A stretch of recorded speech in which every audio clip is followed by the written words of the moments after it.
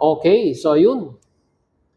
Inyo sa mga kabagis, this is Jubilito TV Official at eto na naman po muli ang isang edisyon po ng ating reaction video mga kalingap at kabagis natin dyan. Pero bago po natin simulan, syempre po, shoutout po muna natin Kuya Val Santos Matubang at The Vlogs at Kalingap Rab. Sa ating mga kalingap netizens at kalingap subscribers, mega love shoutout po sa inyong lahat.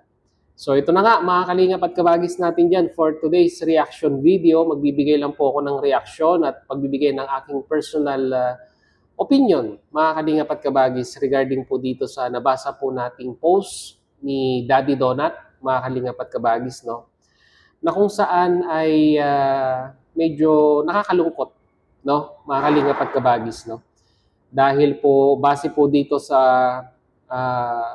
pinost ni Daddy Donut ay it's official na nga daw po mga kalingap at kabagis It's official meaning to say mga kalingap at kabagis upon reading, and I know aware po yung ibang mga sumusuporta na kalingap natin na nakasuporta din po sa community sorry to say or sorry to mention po yung community po ng Rochelle na ang maglangga po mga kalingap at kabagis ay it seems na talagang it's official na po na hiwalay na po mga kalingap at kabagis Kasi upon reading the comments dito po sa post ni Daddy Donut, yung mga nag-comment po ay talagang masasabi po natin na it is pertaining sa relationship between Dodong Roel and Rachel Morales, mga kalingap at kabagis So nakakalungkot at alam naman po natin na talagang marami po ang sumusuporta po dito po sa couple na ito mga kalingap at kabagis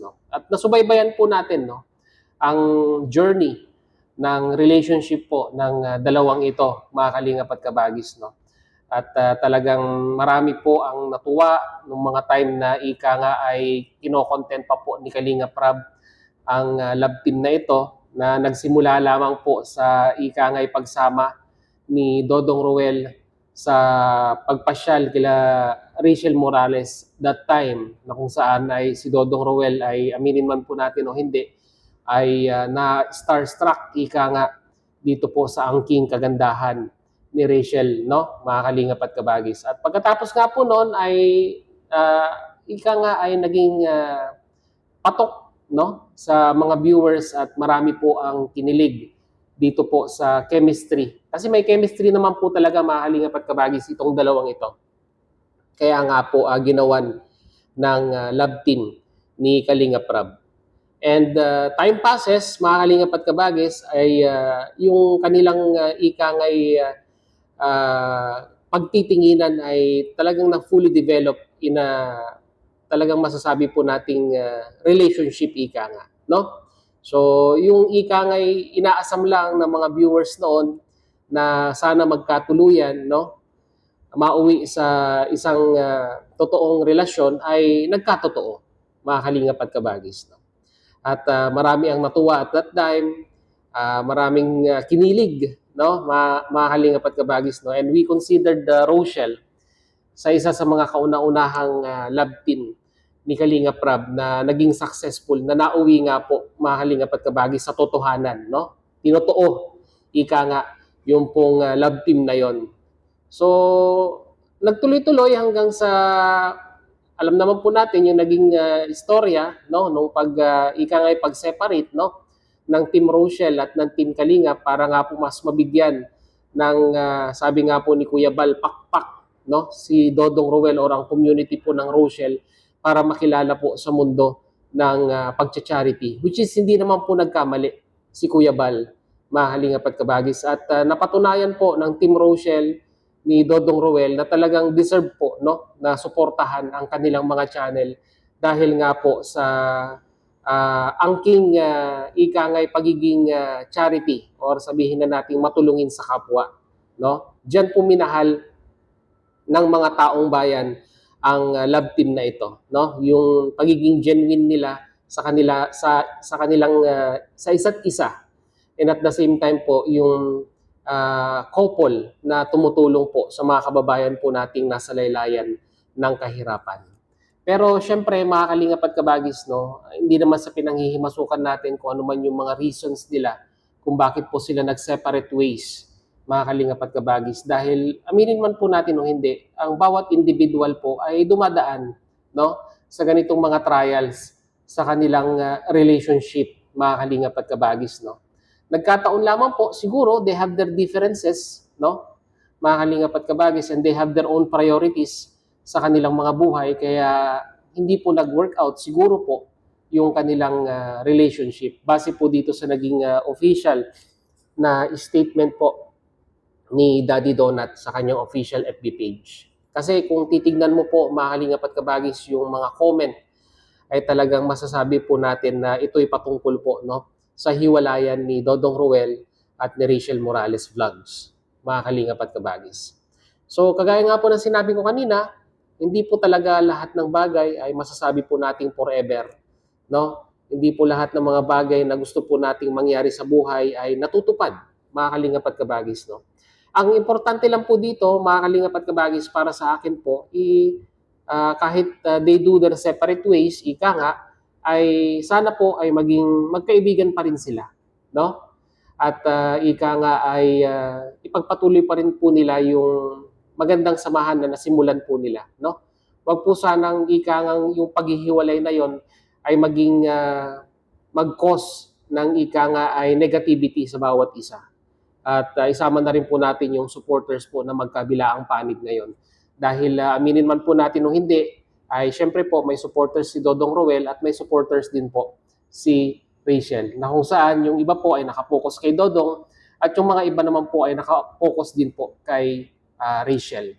So sana, no, wag po sana magkaroon ng paksyon, or sabihin na natin wag magbatuhan ng mga negativity. Yun lang po ang ating hiling sa mga supporters po ng dalawang ito, no? Bagkos kung ano man yung mga naging desisyon nila as of now, ay suportahan na lang po natin at igalang po natin, mga kalingap at kabagis, dahil it will be for better, ika nga, no? Siguro po, mga kalingap at kabagis, ay talagang hindi pa naaayon or hindi pa po napapanahon na itugma ng tadhana or iguhit po ng tadhana yung kanilang relasyon na nasimulan, mga kalingap at kabagis. At alam ko, yung mga iba dyan ay aasa pa rin na ika nga ay magkakabalikan. So, iko-count na lang po natin yan, mga kalingap at kabagis, no? Ibibigay na lamang po natin yung desisyon na yan, syempre po, kay Dodong Roel at kay Rachel, no? Kung sakali mang pagsubok man ito sa kanilang relasyon para lalong pagtibayin, well, be it, no?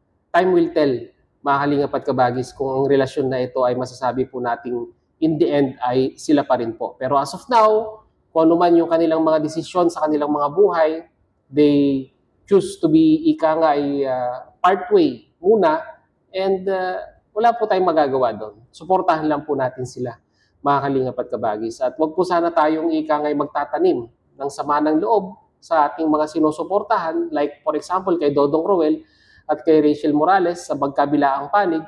Bagkos ay suportahan na lang po natin sila, no?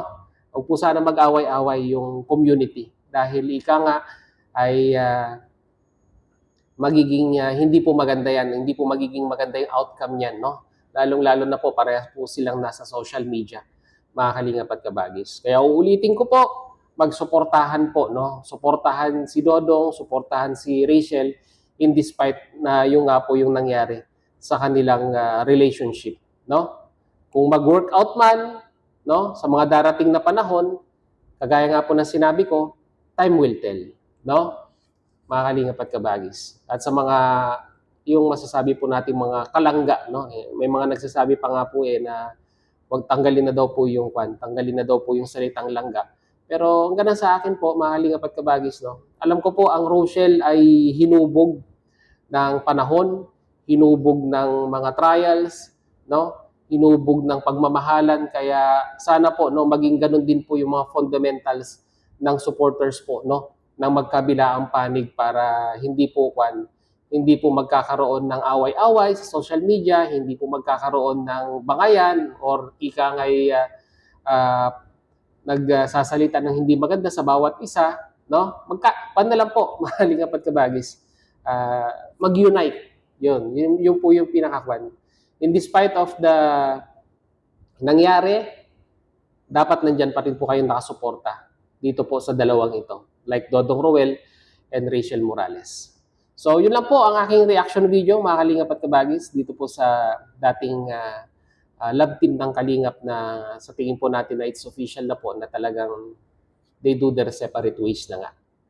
So, yun mga Kalingap at Kabagis, na muli maraming salamat dahil sa dulo po ng ating reaction video ngayong araw na ito ay nasamahan niyo po muli si Jubilito TV Official. At muli po, nagpapaalala po ang inyong host sa mga hindi pa po nakasubscribe sa ating YouTube channel. Ayan, subscribe din na po, Jubilito TV Official. Kung nagustuhan niyo po ang ating reaction video for today, mga Kalingap at Kabagis, paki-like and share na lang po. So hanggang dito na lang. Once again, this is Jubilito TV Official, proud member po ng Team COS at ng Team BIOS. As I always say, mga Kalingap at Kabagis, peace, God first. God bless po.